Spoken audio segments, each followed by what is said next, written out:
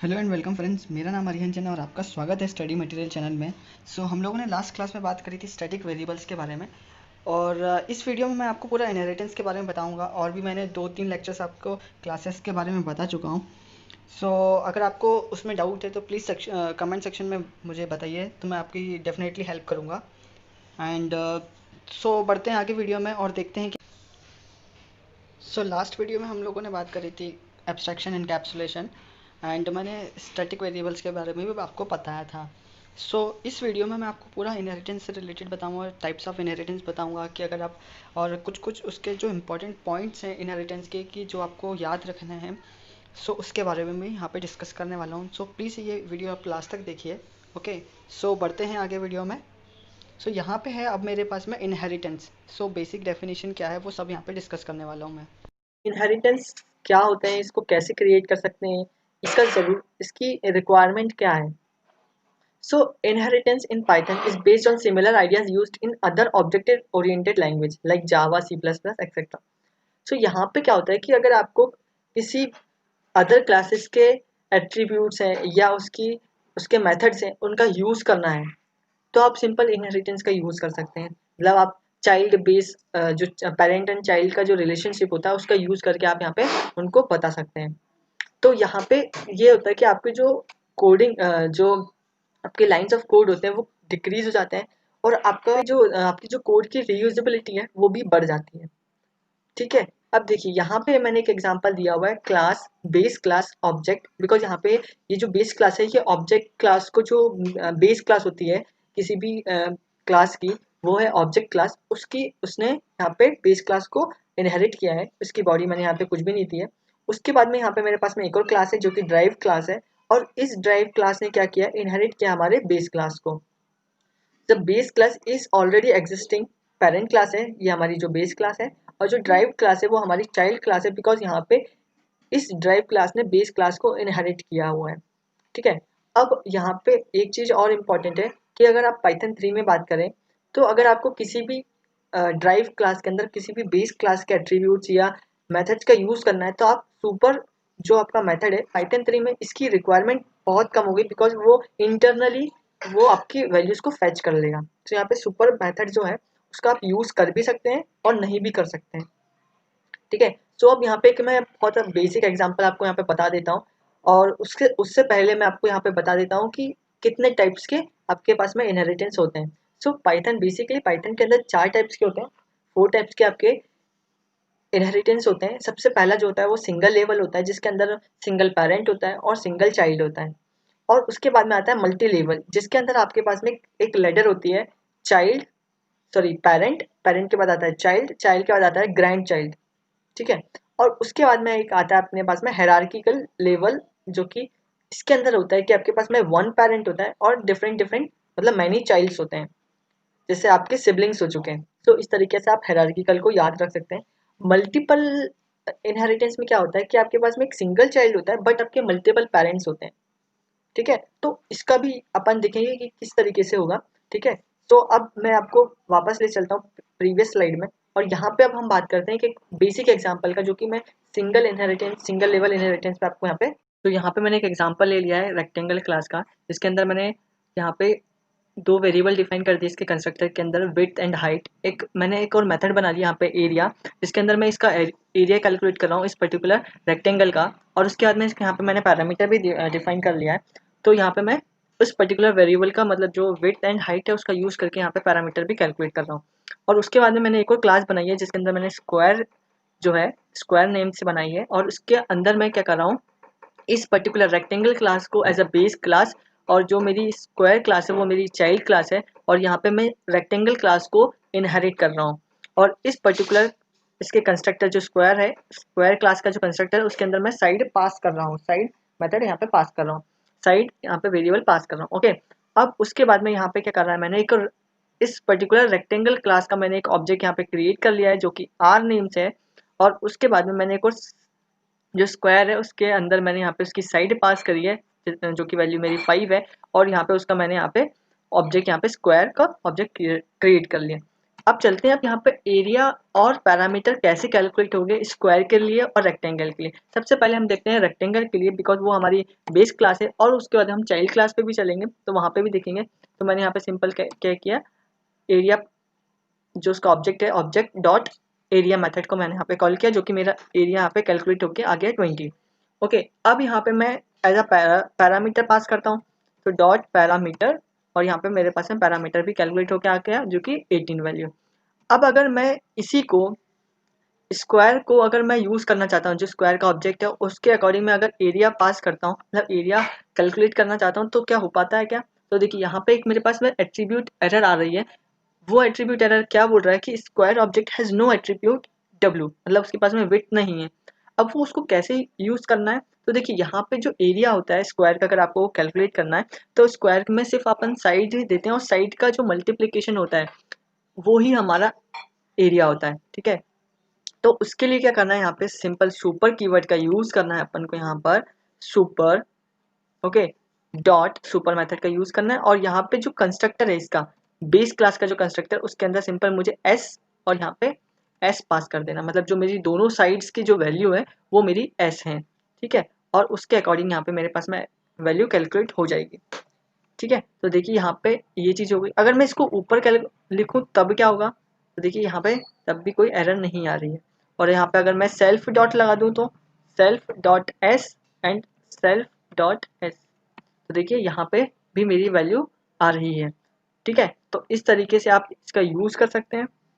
अगर मुझे parameter check करना है या कैलकुलेट करना है स्क्वायर के लिए, तो यहाँ पे मैं सिंपल पैरामीटर मेथड भी यूज़ कर सकता हूँ। देखिए यहाँ पे मेरे पास में पैरामीटर मेथड भी यहाँ पे कैलकुलेट होके आ चुका है। तो देखिए एक सिंपल यहाँ पे एक ये चीज़ याद रखिए, अगर यहाँ पे जो भी चाइल्ड क्लास है, चाइल्ड क्लास के पास में कोई मेथड या एट्रीब्यूट नहीं है, तो वो उसके पेरेंट से कॉल, उसके पेरेंट के पास जाएगा और वो वहाँ पे वो बोलेगा कि मुझे ये वाला पर्टिकुलर मेथड चाहिए। जैसे यहाँ पे स्क्वायर ने किया, स्क्वायर का जो ऑब्जेक्ट है एस डॉट एरिया, तो वो सबसे पहले इसके पास जाएगा, यहाँ पे चेक करेगा कि उसके उस पर्टिकुलर क्लास के अंदर वो मेथड है कि नहीं। अगर नहीं है तो वो बोलेगा कि रेक्टेंगल मुझे ये वाला मेथड दे दो, तो उस पर्टिकुलर मेथड के पास जाएगा और जहाँ पे एरिया के पास गया और यहाँ पे उसने कैलकुलेशन किया और उसके अकॉर्डिंग यहाँ पे मुझे वैल्यू फैच करके दे दी। तो ऐसे ही वो पैरामीटर के साथ भी करेगा और इस तरीके से वो हमारी वैल्यू, अगर एरिया सपोज मैं यहाँ पे ही एक एरिया मेथड यहाँ पे डिफाइन कर दूँ, तब क्या मेरे पास में रिजल्ट आएगा। तो मैंने यहाँ पे लिखा एरिया, ठीक है, और इसके अंदर मैंने सेल्फ, और यहाँ पे सिंपल पास कर देते हैं, अभी कुछ नहीं देते हैं। तो देखते हैं कि मेरे पास में क्या आउटपुट आ रहा है। तो देखिए यहाँ पे एरिया में आ गया नन, बिकॉज यहाँ पे जो प्रायोरिटी होती है वो सबसे पहले चाइल्ड क्लास की होती है। तो पहले वो चाइल्ड क्लास को देखेगा, उसके बाद में वो अपने पेरेंट के पास जाएगा। बिकॉज यहाँ पे देखिए जो डेफ मैंने यहाँ पे एरिया डिफाइन किया है स्क्वायर के अंदर, वहाँ पे मैंने कुछ भी नहीं दिया, मतलब सिंपल पास कर दिया, तो मेरा आउटपुट क्या आ गया, नन आ गया। अगर मैं इस पर्टिकुलर इसको रिमूव कर दूँ, या अगर मैं रिमूव नहीं भी करूँ, तो मैं जैसे सिंपल यहाँ पे लिखा मैंने डेफ और एरिया जो मैंने मेथड बनाया है, ओके, और उसके बाद में यहाँ पर रिटर्न डॉट ये भी लिख सकता हूँ। ठीक है, तो देखिए यहाँ पे क्या हुआ, मैंने रेक्टेंगल से बुला लिया। अगर मैं रेक्टेंगल का यूज़ ना करूँ, यहाँ पे सुपर का यूज़ करूँ, तब भी मेरे पास में काम हो जाएगा। और बट यहाँ पे सेल्फ ना लगा के मुझे सिंपल ये यूज़ करना है। तो देखिए यहाँ पे एरिया सुपर डॉट एरिया, मतलब ये क्या करेगा, उस पर्टिकुलर रेक्टेंगल के पास जाएगा और मुझे कॉल करके दे देगा। तो इस तरीके से भी आप कॉल कर सकते हैं और या इसको रिमूव भी कर सकते हैं यहाँ पे।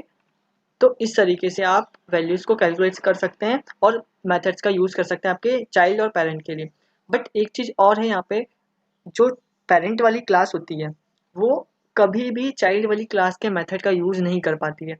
तो ये एक रिस्ट्रिक्शन होता है कि अगर मैंने सपोज कोई एक मेथड डिफाइन किया हुआ है स्क्वायर के अंदर और वो मैं इस पर्टिकुलर रेक्टेंगल के ऑब्जेक्ट के थ्रू अगर एक्सेस करना चाहता हूँ, तो देखिए यहाँ पे एक मैं डिफाइन कर ही देता हूँ, इसका लाइव एग्जांपल आपको बता देता हूँ। सपोज यहाँ पे मैं एक वेरिएबल जो एक मेथड है वो डिफाइन कर लेता हूँ। सपोज मैं यहाँ पे स्क्वायर अंडरस्कोर मेथड नेम से एक मैं बना लेता हूँ और यहाँ पे सिंपल क्या करता हूँ, प्रिंट, और इसके अंदर लिख देता हूँ स्क्वायर मेथड। ठीक है, और यहाँ पे अब मैं क्या करता हूँ, इस पर्टिकुलर मेथड को मैं प्रिंट कर लेता हूँ। तो यहाँ पे लिखा मैंने प्रिंट आर डॉट, और यहाँ पे स्क्वायर मेथड को मैं कॉल करता हूँ स्क्वायर अंडरस्कोर मेथड। और अगर मैं कॉल करता हूँ तो देखिए यहाँ पे मेरे पास में एट्रीब्यूट एरर आ जाती है। बिकॉज यहाँ पे देखिए एट्रीब्यूट एरर क्या बोल रहा है, rectangle object has no attribute square method. और अगर मैं इसी को एस से कॉल करूँगा तो देखिए तुरंत मेरे पास में आउटपुट आ जाएगा, बिकॉज यहाँ पर रिटर्न नहीं हो रहा है। तो ये मेरे पास में प्रिंट स्टेटमेंट हटा देता हूँ। देखिए यहाँ पे मेरे पास में ये प्रिंट हो जाएगा, तो बिकॉज प्रिंट क्या हो रहा है मेरे पास, स्क्वायर मेथड।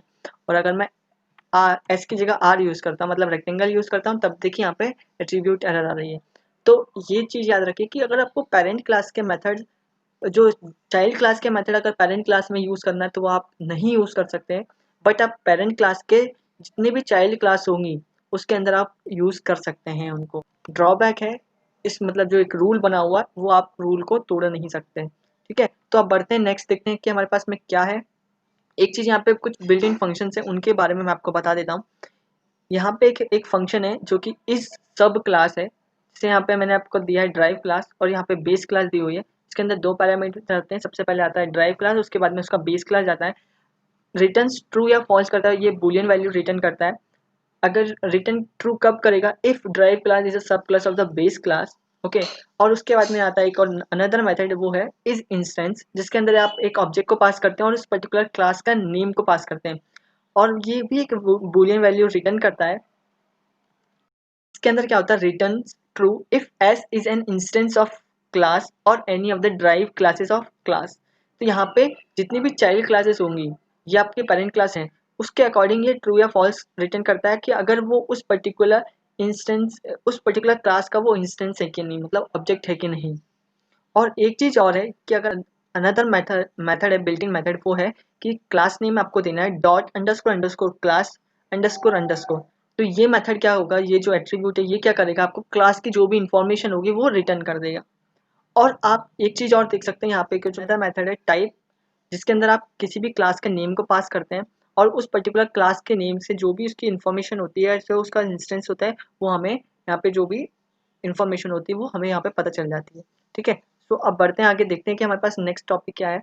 तो यहाँ पे अपने इनहेरिटेंस के बारे, जो भी टाइप्स है उसके बारे में बात कर चुके हैं, बस जो नेक्स्ट टॉपिक है वो हमारा मल्टीपल इनहेरिटेंस है।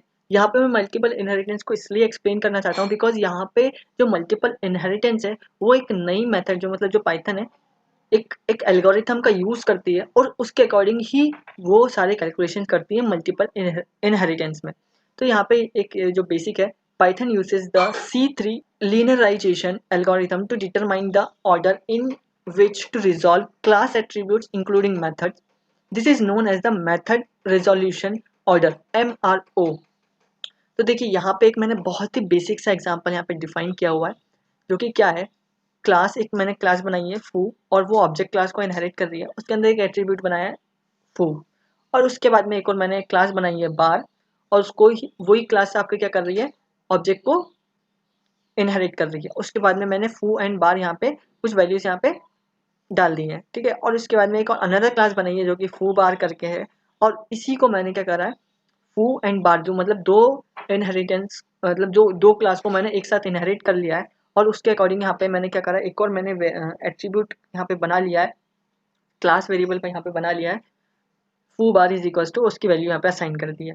अब यहाँ पे मैंने क्या किया है, फू बार का एक यहाँ पे ऑब्जेक्ट क्रिएट कर लिया है, और यहाँ पे क्या होता है, पाइथन के अंदर एक इनबिल्ट फंक्शन है, मेथड है, जो कि आप इसका कॉल करके MRO है, जो आपको पूरी क्लास की इंफॉर्मेशन देगा कि अब वो किस तरीके से इसको रिजॉल्व करता है, या किस तरीके से इसको कैलकुलेशन करता है। तो वो यहाँ पे आप कैलकुलेट कर सकते हैं कि सबसे पहले वो कौन सी क्लास के पास जाएगा, वो वहाँ पे क्या, कौन से एट्रीब्यूट को वो एक्सेस करेगा, ये सब चीज़ यहाँ पे एक्सेस कर सकता है। तो यहाँ पे सिंपली क्या होता है कि it can be simply stated that pythons MRO algorithm is, वो सबसे पहले क्या करता है, डेप्थ फर्स्ट एल्गोरिथम का यूज़ करता है। ठीक है, उसके बाद में जो भी शेयर्ड पेरेंट्स होते हैं, जो भी ऑब्जेक्ट्स होते हैं, is blocked by a child, जैसे यहाँ पे बार क्लास है, and no circulation relationships allowed. तो यहाँ पे जो भी सर्कुलर रिलेशनशिप्स होती हैं क्लासेस के बीच में, वो यहाँ पे अलाउड नहीं होती है। तो इसका एक मैं इसी एग्जांपल को मैं बहुत अच्छे से आपको एक्सप्लेन करता हूँ, ताकि आपको ईजिली एक्सप्लेन हो कि ये किस तरीके से काम करता है। सो बढ़ते हैं एग्जाम्पल की तरफ। तो यहाँ पे मैं क्या कर, देखिए यहाँ पे मैंने एक एग्जांपल जो स्लाइड में बताया था, उसी एग्जांपल को मैं यहाँ पे एक्सप्लेन करने वाला हूँ। ठीक है, तो यहाँ पे मैंने फू बार का ऑब्जेक्ट यहाँ पे क्रिएट कर लिया FP नाम से। ठीक है, अब यहाँ पे क्या करेंगे, अपन सारे एट्रीब्यूट्स को एक्सेस करके देखेंगे कि मल्टीपल इनहेरिटेंस में वो सबसे पहले कौन सी क्लास पे जाएगा, और किस तरीके से वो सॉल्व करेगा। सो यहाँ पे मैं सिंपल क्या करता हूँ, प्रिंट स्टेटमेंट लिखता हूँ और इस ऑब्जेक्ट के थ्रू सबसे पहले मैं क्या करता हूँ, फू को यहाँ पे देखता हूँ। तो यहाँ पे देखिए, यहाँ पे क्या हुआ कि वो इस पर्टिकुलर ऑब्जेक्ट बना हुआ है, तो वो सबसे पहले इस क्लास में गया, इस क्लास पे गया, तो इस क्लास में फू बार ऑब्जेक्ट को जो एट्रीब्यूट है वो असाइन हो गया, उसकी वैल्यू यहाँ पे आ गई। ठीक है, अब यहाँ पे क्या किया मैंने, fp.foo, मतलब मुझे फू चाहिए। और देखिए जो फू है वो दोनों क्लास में है, मतलब फू क्लास में भी और बार क्लास में भी है। ठीक है, तो वो कौन सी वैल्यू लेगा, वो लेगा जो सबसे पहले आएगी यहाँ पे, मतलब जो, अगर आपने मल्टीपल इनहेरिटेंस किया है, जो सबसे पहली क्लास उसको मिलेगी वो पहले उस क्लास में जाएगा और वहाँ पे अगर वो एट्रीब्यूट मिल जाता है तो वो उसको रिटर्न कर देगा। सपोज अगर मैं यहाँ पे इसको कमेंट कर दूँ और कमेंट में सिंपल यहाँ पे मैं कर दूँ इसको पास, तो देखिए अब क्या आउटपुट आएगा, अब आएगा मेरे पास में फू एट्रीब्यूट फू ऑफ बार, मतलब ये वाला आ गया। तो इस तरीके, क्योंकि यहाँ पे सबसे पहले वो इधर गया, इस क्लास पे गया, फू क्लास में गया, वहाँ पे देखा तो उसको कोई भी एट्रीब्यूट नहीं मिला, तो वो फिर क्या गया, बार क्लास पे गया। बार क्लास में गया तो बार क्लास में उसको फू मिल गया और उसके अकॉर्डिंग उसने वैल्यू रिटर्न कर दी, मतलब यहाँ पे वैल्यू प्रिंट कर दी। अगर मुझे यहाँ पे इस क्लास को मैं इसको अनकमेंट कर देता हूँ। अब देखिए, तो यहाँ पे अब मुझे ये चेक करना है कि जो फू बार जो क्लास है वो किस तरीके से प्रोसेस कर रही है, तो वो इसके लिए क्या करना है, प्रिंट। अब क्या करना है आपको, कौन सी क्लास ने मल्टीपल इनहेरिटेंस किया है, तो वो है फू बार। तो फू बार मतलब नेम लिखेंगे अपन उस क्लास का, डॉट एमआरओ मेथड को यहाँ पे कॉल कर लेंगे। मैं एक बार सोच रहा हूँ कि कंसोल पे प्रिंट करके देखें, तो कंसोल पे प्रिंट कर लेते हैं इसको। तो सिंपल यहाँ पे आपको रन कर देना है, तो मैं यहाँ पे रन कर देता हूँ।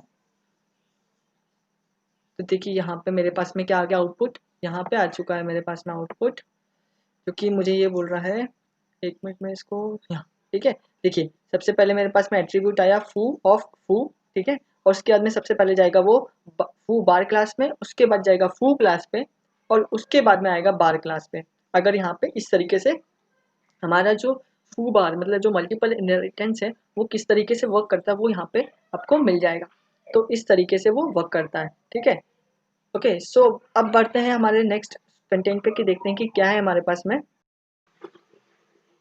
सो यहाँ पे मल्टीपल इनहेरिटेंस की हमने बात कर चुके हैं। अगर आपको और भी इंफॉर्मेशन चाहिए इस एल्गोरिथम के रिलेटेड, तो मैं डिस्क्रिप्शन में लिंक दे दूंगा, आप उस लिंक के थ्रू इस पूरी प्रोसेस को वहाँ से पढ़ सकते हैं इस एल्गोरिथम के बारे में, ठीक है। सो अब आगे बढ़ते हैं। सो थैंक यू गाइस, अगर आपको ये वीडियो पसंद आता है तो प्लीज़ लाइक करें, शेयर करें, सब्सक्राइब करना ना भूलें।